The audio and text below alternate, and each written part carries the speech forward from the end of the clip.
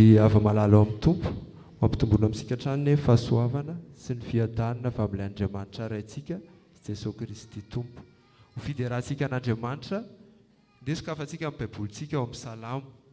Salamo 420 ny andininy voalohany hatramin'ny fahafolo. Salamo 420 ny andininy voalohany hatramin'ny fahafolo. Rehefa hitantsika izany dia rahantsika mamaky amin'ny anaran'i Jesosy.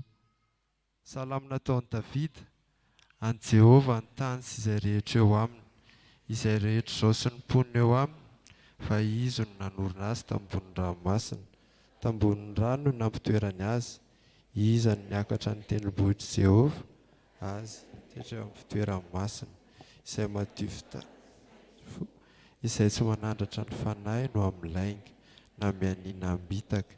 Andray fitahiana avy amin'ny Jehovah izy, ary fahamarinana ao an'Andriamanitra ny famonjena azy. Izany no taranaka mitady azy, izay mitady ny tavanao. Kopa, asandrato ny lohanareo ry vavahady, ary misandratra ianareo ry varavarana fahagolo, mba hitira ny fanjakan'ny vonina.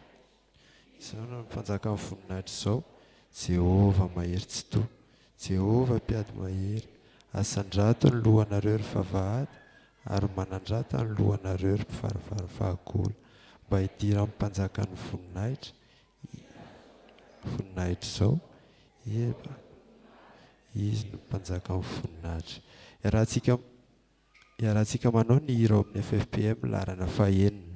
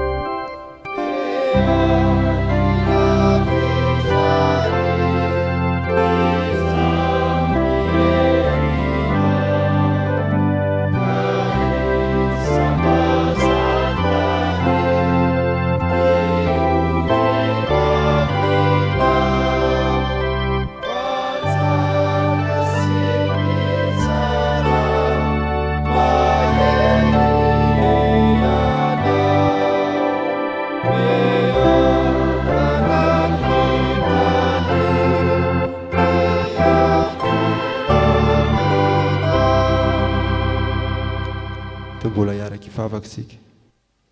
Ry Andriamanitra rainay io, rainay amin'ny alalan'i Jesosy Kristy tompo sady mpamonjy anay. Lehibe tokoa ny fitiavanao satria mbola omenao izao fotoana izao ahafahanay miombavaka eto, midera, mankalaza ary manome voninahitra anao izahay no fahalebiazanao. Andriamanitra mahagaga, Andriamanitra mahery, Andriamanitra marina, Andriamanitra masina ianao. Hoy ianao hoe fa na aiza no angonandrona telo amin'ny anarako dia eo afovoany aho, koa hatreo ary izao fotoana izao. Ireo fitaovana rehetra ampiasainay, ny micro, ny baffle, ny jiro, ny olona rehetra ihany koa, hamasiny mba ho mendrika izao fotoana izao voninahitry ny anaranao.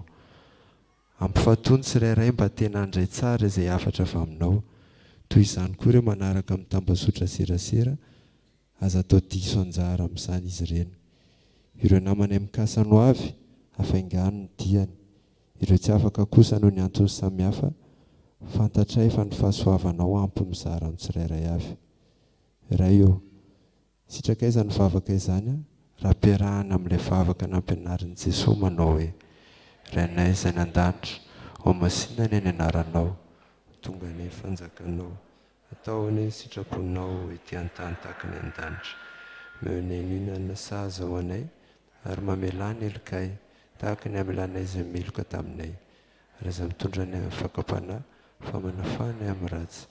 Anao fanjakana sy ny hery ary voninahitra mandrakizay. Amen. Mahazo toerana tompoka.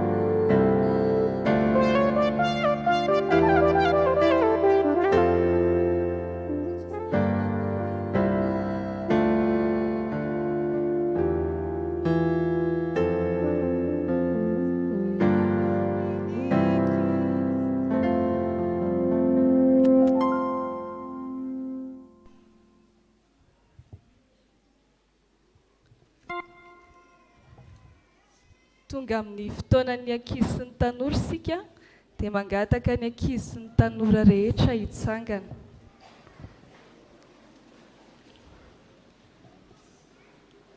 Hivavaka sika. Jesoa misaotra noho ny amin'ny fotoana izay omenao anay indray ankehitriny andrenesanay ny teninao. Fanay masino ampianaro ny sitrapon'Andriamanitra izahay. Amen. Eo am-pitsanganana ihany dia andeha hosokafantsika ny Baiboly ao amin'ny Koritianina voalohany. Koritianina voalohany toko faha 4 ny andininy faha 5. Koritianina voalohany toko faha 4 ny andininy faha 5. Dia ny tapany faharoa no iarahantsika mamaky mafy amin'ny anaran'ny Tompo. Sady hivavaka am-panahy no hivavaka an-tsaina koa aho. Averintsika kely. Sady hivavaka am-panahy no hivavaka an-tsaina koa aho. Afaka mipetraka nareo. Mino fa tsika le nitsangana teo dia olona mazoto mivavaka sy mianatra sekoly alahady daholo rehefa alahady. Tsara be zay. Fa saingy izao nefa matetika tsika rehefa aty am-piangonana dia ny vatantsika zany mipetraka eo ambonin'io dabilio io, fa ny saintsika indraindray tsy eo mihitsy, fa lasa lavitra be. Mety hoe mieritreritra hoe inona izao ny laoka ratoandro, inona ny goûter hariva, ohatran'ny ahoana moa le faran'le film iny, le dessin animé iny, sy zavatra be dia be. Dia inona ny vokatra izay? Lasa tsy henontsika ny tenin'ny pastera, tsy henontsika ny tenin'izay olona miteny aty aloha ety, dia lasa tsy mahazo aim-panahy. Nefa le olona miteny aty aloha ety solon-tenan'ny Kristy izy ireny mitondra ny tenin'ny Kristy, dia lasa ohatrany hoe tsy nakaty am-piangonana akory izany rehefa ohatran'izay hoe ny vatana eo fa ny saina tsy eo. Ity misy tantara kely. Tany ambanivohitra tany dia misy tanàna kely. Dia teo amin'io tanàna io maty le sefim-pokotany teo amin'ilay tanàna. Dia fomba eo amin'ilay tanàna zany rehefa misy olona manan-kaja maty, ohatrany hoe sefim-pokotany zany dia tsy maintsy miandry faty daholo ny olona rehetra mandritra ny 3 andro eo. Dia raikitra zany ny fiandrasam-paty andro voalohany. Iny raha mily mpanao kiraro andeha hiandry faty. Ny olana be asa be raha mily dia tsy maintsy nentiny nanaraka anazy tany ny kirarony. Izany hoe sady hanao kiraro izy izany noho ny andeha hiandry faty. Dia nandeha ny fiandrasam-paty. Ny hira daholo ny olona raha mily mikapokapoka kiraro amin'ny marito ery amin'ny sisiny ery. Dia mazava ho azy tezitra be ny olona satria sady manan-kitaba ny makareny tsofiny. Dia andro voaloha ilay teo andro faharoa alohan'ny hahatongavan'ny ramily dia nahita hevitra zany ny olona tao amin'ilay fiandrasam-paty hoe andao alana teo amin'ny toeran'ilay sefim-pokotany dia soloina ny radavy. Radavy mbola velona dia soloina anazy dia ampitahoriny ramily dia amin'izay mitsoaka mody dia tsy manelingelina. Dia nataony zareo ilay izy. Dia nandeha amin'izay ny fiandrasam-paty ny alina. Ohatran'ny mahazatra ny olona mihira dia ramily manao inona? Manao kiraro mikapokapoka amin'ny marito ery amin'ny sisiny ery. Dia efa tsy taitra moa izany ny olona. Dia rehefa mangingina iny tapitra ny hira dia mangingina izany ilay ao amin'ilay toerana. Dia nitsangana tampoka radavy dia sady mibetroka mafy be. Ramily rehefa miandry faty dia miandry faty. Dia taitra be ramily, nitsamboatra be hoe veriny fa hoe ilay sefim-pokotany izany io nitsangana tamin'ny maty io. Dia inona nataony izy nareo? Ny marito teo akaikiny teo nalainy dia nikapohany lohan'ny dadavy. Rehefa maty dia maty ozy izy. Dia eo aloha ny tantara. Ny andro fahatelo moa izany nareo mieritreritra anazy avy eo. farany hevitrareo mety ve zany ataon'ny ramily zany? Tsy mety zany satria tokony hoe miandry faty dia rehefa miandry faty dia mifantoka amin'ilay izy dia mihira fa tsy hoe mandeha manao kiraro ahoana raha hanao kiraro daholo zany ny olona tao dia lasa tsisy ny hira dia ohatran'izany koa tsika rehefa atao am-piangonana dia mihaino tsara mifantoka tsara ny saina amin'izay tenenin'ny olona ety aloha ety dia ohatr'izany koa rehefa mianatra sekoly alahady henoina tsara ny tenin'ny mpampianatra fa tsy lozana manao ohatra ny ramily zavatra hafa ny atao dia lozana ohatra hoe mitabataba na mieritreritra zavatra hafa dia izay ho an'ny efa lehibebe dia sainina tsara ny tenin'Andriamanitra handraisana ny haim-panahy arak'ilay teny teo aversika vakiana sady hivavaka am-panahy no hivavaka an-tsaina koa aho. Akombontsika ny baiboly dia mba hianarantsika kely satria fohy ilay izy. Sady hivavaka am-panahy no hivavaka an-tsaina koa aho. Hiaraka hivavaka isika. Jesosy misaotra noho ny amin'ny teninao. Ampio izay mba hifantoka tsara rehefa atao am-piangonana, mba tsy hitabataba fa hihaino tsara izay miteny dia hifantoka tsara ny sainay. Amin'ny anaranao Jesosy nanaovana ny vavakay. Amen.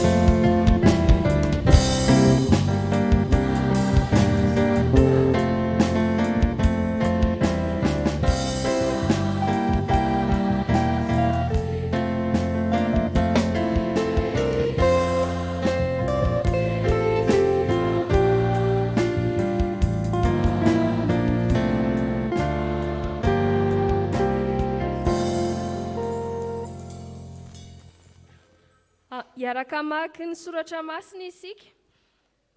Ny vaky-teny voalohany dia izay hitantsika ao amin'ny Isaia toko faha-efapolo. Isaia toko faha-efapolo ny andininy fahasivy ka hatramin'ny faha-raika ambin'ny folo. Isaia toko faha-efapolo ny andininy fahasivy ka hatramin'ny faha-raika ambin'ny folo. Zaho hamaky azy amin'ny anaran'i Jesosy. Ry Ziona izay mitondra teny soamafaly eo, miakarana ny tendrombohitra avo. Ry Jerosalema izay mitondra teny soamafaly eo, asan-drato mafy ny feonao, asan-drato fa aza matahotra. Lazao amin'ny tanànan'i Joda hoe, indro Andriamanitrareo, indro Jehovah Tompo, ho avy amin'ny heriny, ka ny sandriny ihany no hanapaka. Indro ny valim-pity atolony dia eny aminy, ary ny valin-asa omeny dia eo anoloany. Hiandry ny ondriny, tahaka ny mpiandry ondry izy, ny sandriny no anangonany ny zanak'ondry, ka hotrotrony eny an-tratrany ireny, ary horoahiny miadana ny ampianahany. Amen.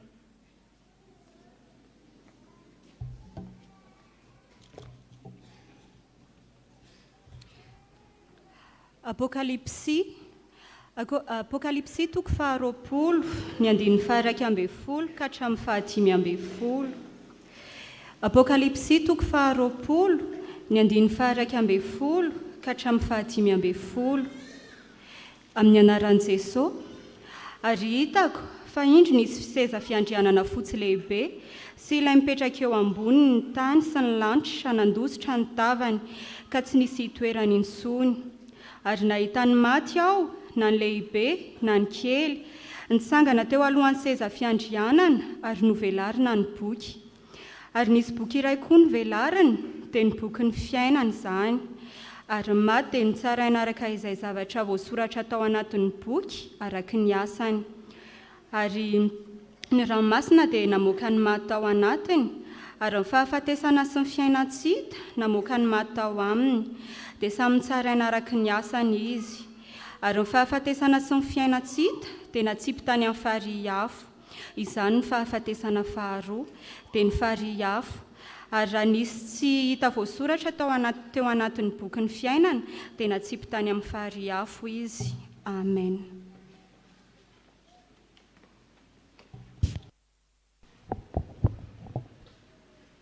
Filazantsara araka ny Matio toko 520, ndiny faraka amin'ny 30 ka hatramin'ny 470. Matio toko 520, ndiny faraka amin'ny 30 hatramin'ny 470. Aoka tsika isangana. Raha tonga ny zanak'olona amin'ny voninahiny arahiny anjely rehetra dia hipetraka eo ambony seza fandrana amin'ny voninahiny izy, ary ny firenena rehetra angoniny eo anatrehany dia hanavaka azy izy tahaka ny mpiandry ondry manavaka ny ondry amin'ny osy, ary ametraka ny ondry eo ankavanana izy fa ny osy eo amin'ny ankaviany.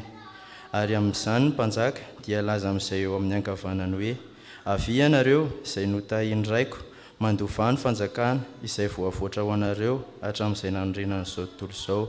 Fanonao dia nomenareo hanina, mangetaeta aho dia nampisotroinareo, ny vahiny aho dia nampetranonareo, tsy nanan-kitafy aho dia notafianareo, narary aho dia notsaponareo, tao an-tranomaizina aho dia novanginareo. Ary dia mahaly azy ny marina ka hanao hoe: Tompoko, oviana no hitanay noany ianao ka nomenay hanina, nanangatety ianao ka nampisotronay, ary oviana no hitanay ny vahiny ianao ka nampetranonay, ary tsy nanan-kitafy ka notafianay, ary oviana no hitanay narary ianao ka tao an-tranomaizina ka novanginay. Dia maly ny mpanjaka ka hanao aminy hoe: lazaiko aminareo marina tokoa, aoka izay efa nataonareo tamin'ny anankiray amin'ireto rahalahyko kely indrindra ireto no ataoko aminareo, no nataonareo tamiko. Ary dia ilaza indray aminareo izay eo ankaviany kosa izy hoe: miala amiko ianareo izay voaozina ho any amin'ny afo maharitra mandrakizay, izay voavoatra ho an'ny devoly sy ny anjeliny. Fanonao fa tsy mba menareo hanina, mangetaeta aho fa tsy mba nampisotroinareo, ny vahiny aho fa tsy mba nampetranonareo, tsy manan-kitafy aho fa tsy mba notafianareo, marary sy tao an-tranomaizina aho fa tsy mba novanginareo. Ary dia maly kosa ireo hoe: Tompoko, oviana no hitanay noana ianao, na nangetaeta na ny vahiny, na tsy nanan-kitafy na narary, na tao an-tranomaizina ka tsy mba nanompo anao izahay. Fa hamaly izy ka hanao hoe: lazaiko aminareo marina tokoa, arak'izay nataonareo tamin'ny anankiray amin'ireto, arak'izay tsy nataonareo tamin'ny anankiray amin'ireto kely indrindra reto no tsy mba nataonareo tamiko. Ary ireo dia hiala ho any amin'ny fampijaliana mandrakizay, fa marina ho any amin'ny fiainana mandrakizay. Amen. Ray masinao no sinanay amin'ny fahamarinana, teninao fahamarinana. Amen.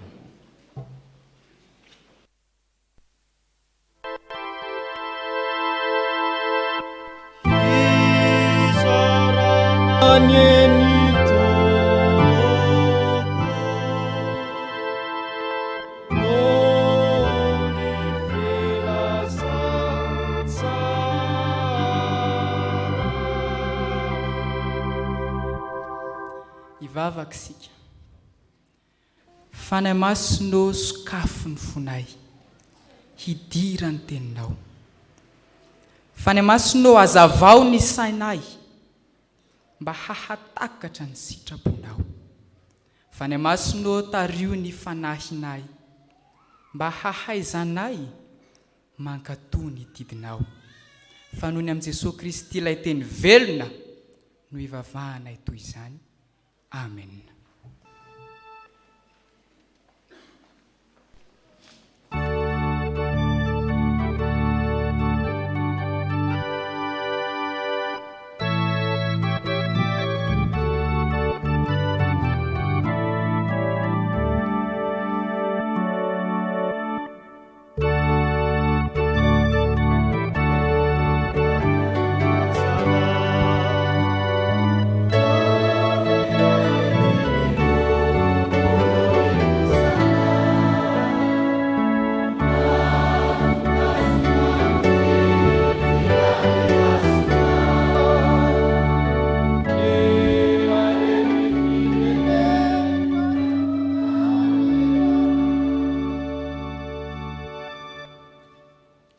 Mipetraka ny fiangonana.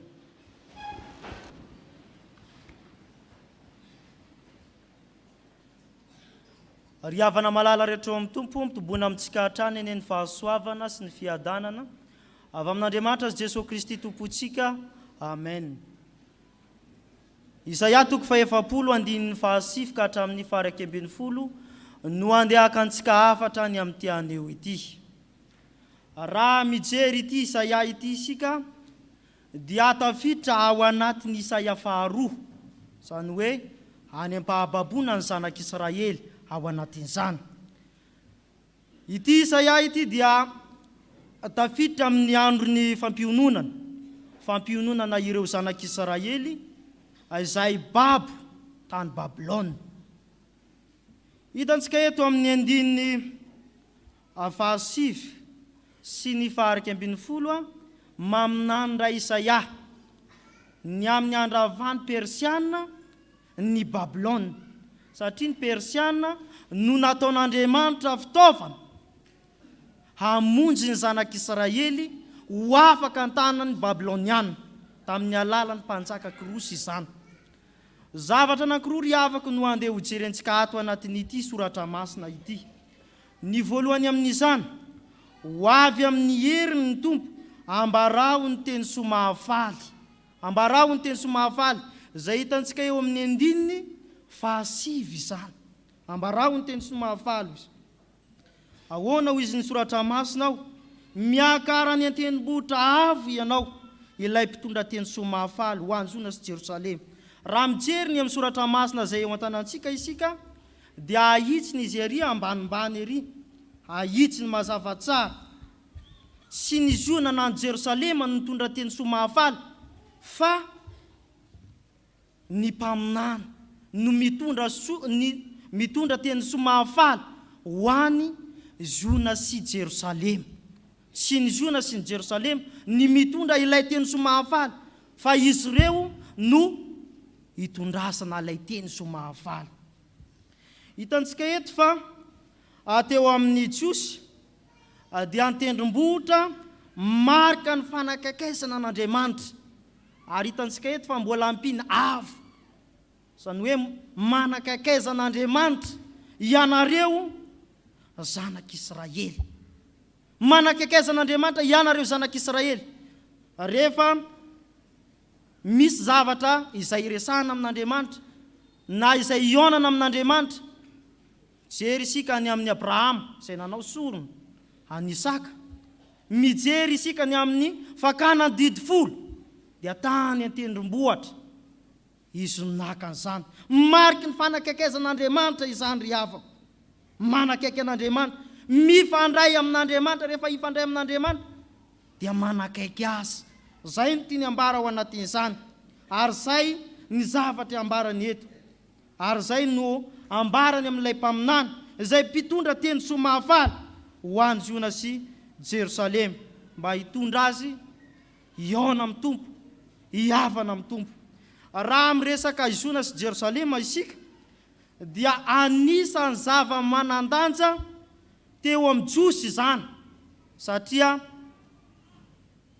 ivo ny fivavahana sady ivo ny fanjakana izany Jerosalema sy Jona izany. Ao ny misy fanjakana sy ny tempoly, ao ny misy mpitondra fanjakana, ao ny misy tempoly izay ivo ny fivavahana, ao Jona sy Jerosalema izany ry havako. Kanefa rava izany, rava ny tempoly eo amin'ny lafiny fivavahana, ary rava koa tamin'ny teo amin'ny fanjakana, ka babo ny zanak'Israely. Tsy nisy fifandraisana tamin'Andriamanitra ny zanak'Israely, ka lasa sesitany.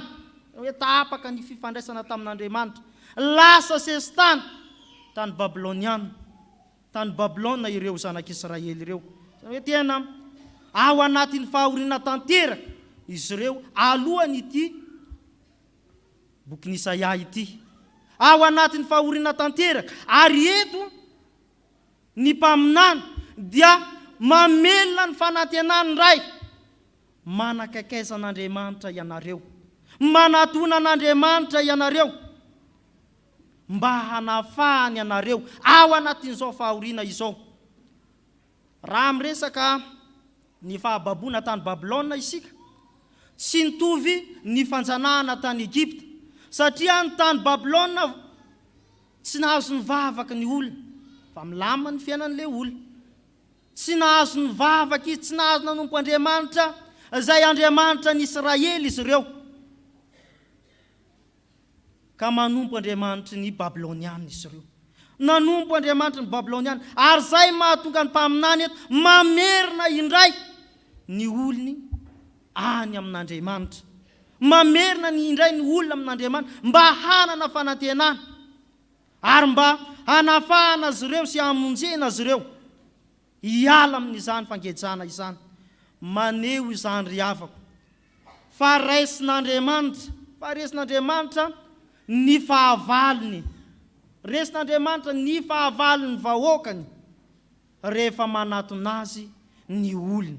Resin'Andriamanitra izany, ary mampanantena izy ao anatin'izany fa hamonjy azy ireo, hanangana azy indray ao anatin'ny fahafatesana, hanangana azy indray.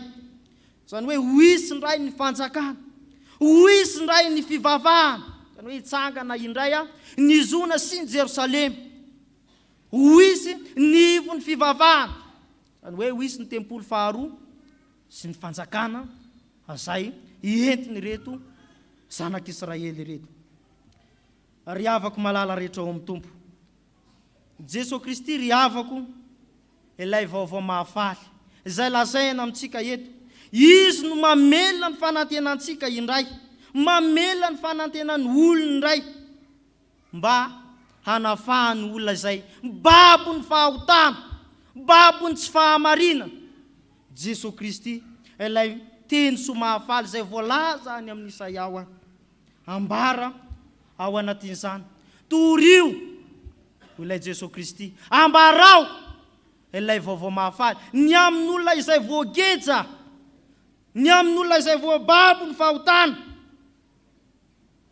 ambarao, torio, lazao ilay vaovao mahafaly.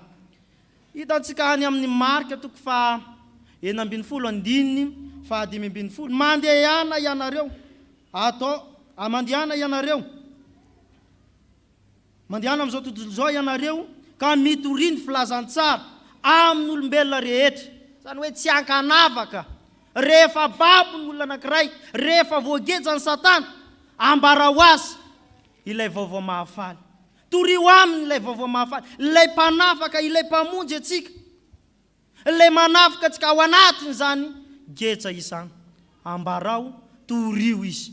Izany didy izany dia vita tamin'ny nahatongavan'i Jesosy Kristy, adidin'ny fiangonana indray ny mitoriteny, adidintsika fiangonana no mampita ilay teny soa mahafaly any amin'ny olona, mampita sy mampiona ny olona amin'ilay Jesosy, mampiona amin'ny Jesosy Kristy ilay mpanafaka, ilay mpamonjy, ilay mamelona ny fanantenantsika indray, adidintsika izany, torio ilay vaovao mahafaly.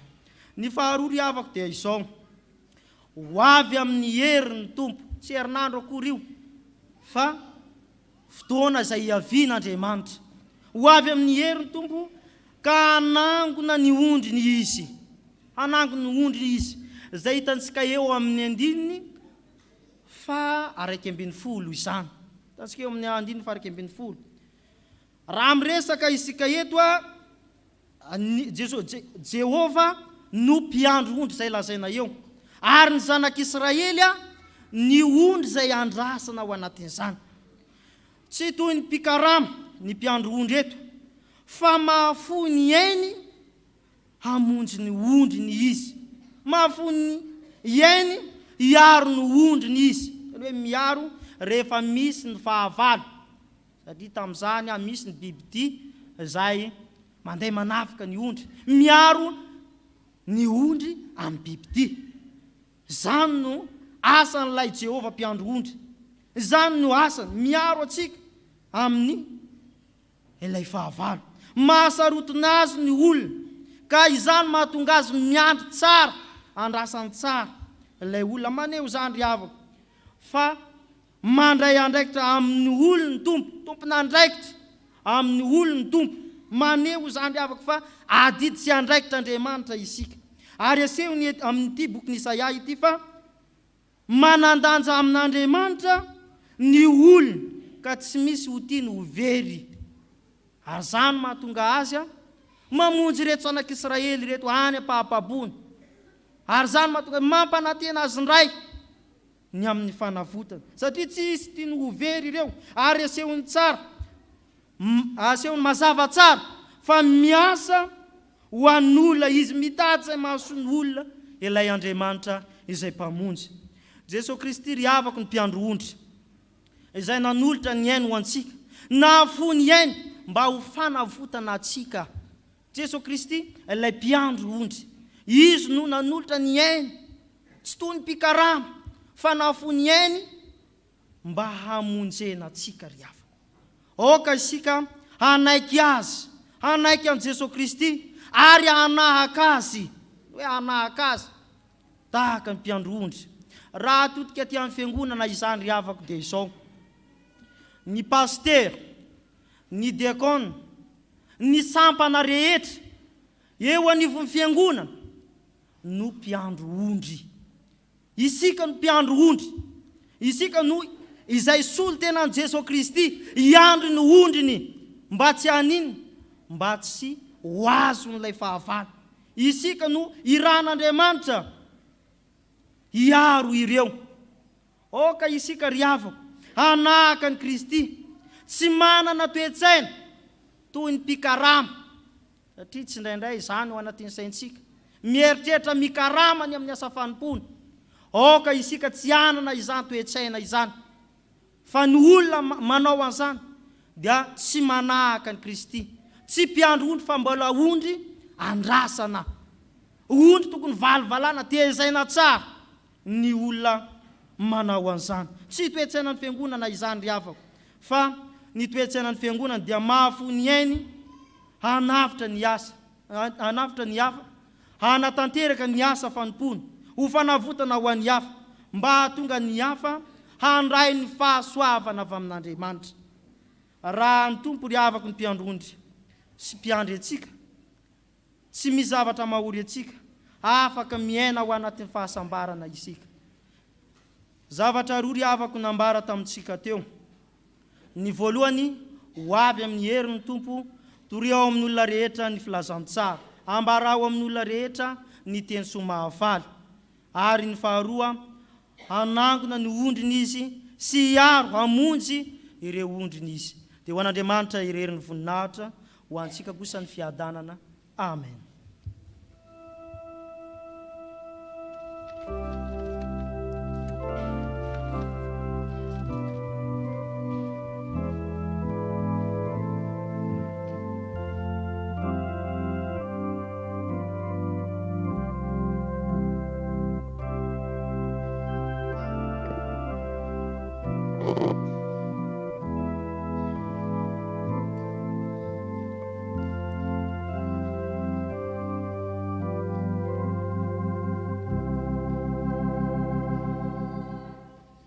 Ivavaka isika.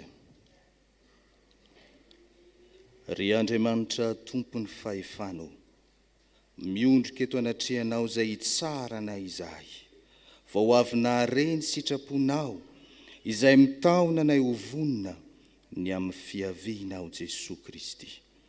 Nambaranao anay mantsy fa ho avy amin'ny herinao ianao ka mitaona anay mba hanambara ny teny soa mahafaly. Dia le teny soa mahafaly milaza ny amin'ny famelomana ny fanantenana ny amin'ny famonjena izay efa nomenao ny olona rehetra.